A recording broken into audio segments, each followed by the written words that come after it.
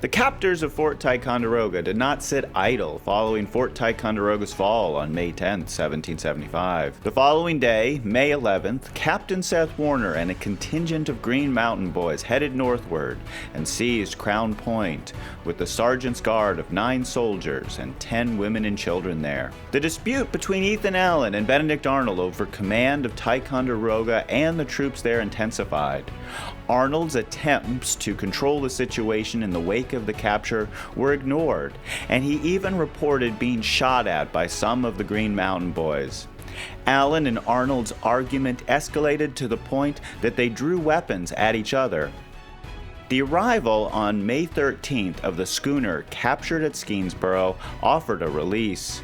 Filled with 50 men recruited for his command, Arnold used the opportunity to leave Ticonderoga and make another aggressive push against the British. Fitting out the schooner with additional cannon and swivel guns, they set sail for the British post at Saint Jean on the Richelieu River. There, the government sloop Betsy was docked, the only other British ship on Lake Champlain.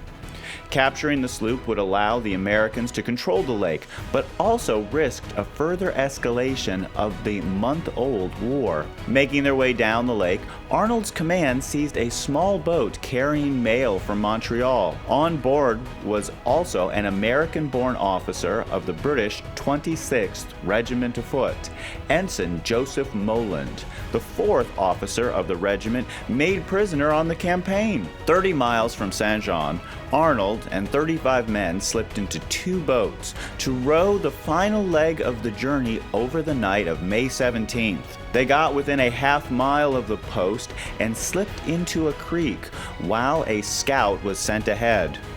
The scout reported back that the British troops there had learned about Ticonderoga's fall, but were otherwise unprepared. At 6 a.m., they landed just a few hundred feet from the British barracks and stormed ashore. The handful of British troops retreated into the barracks and quickly surrendered. In just 2 hours, Arnold's raiders had successfully captured another dozen British soldiers, as well as the British sloop Betsy and her crew. Renamed the Enterprise, Arnold and his men took additional bateaux and destroyed what they could not take away to slow the British response.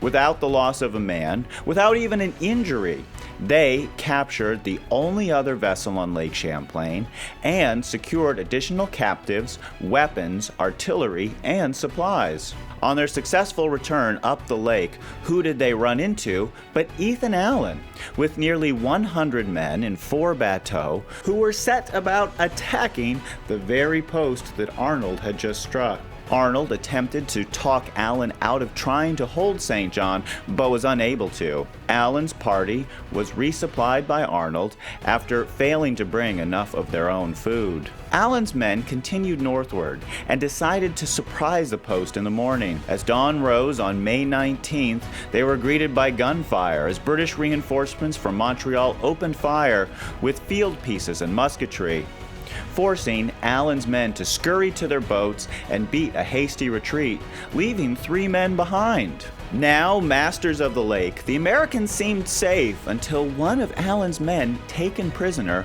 was able to escape and return to Ticonderoga on May 23rd with news of substantial reinforcements on their way.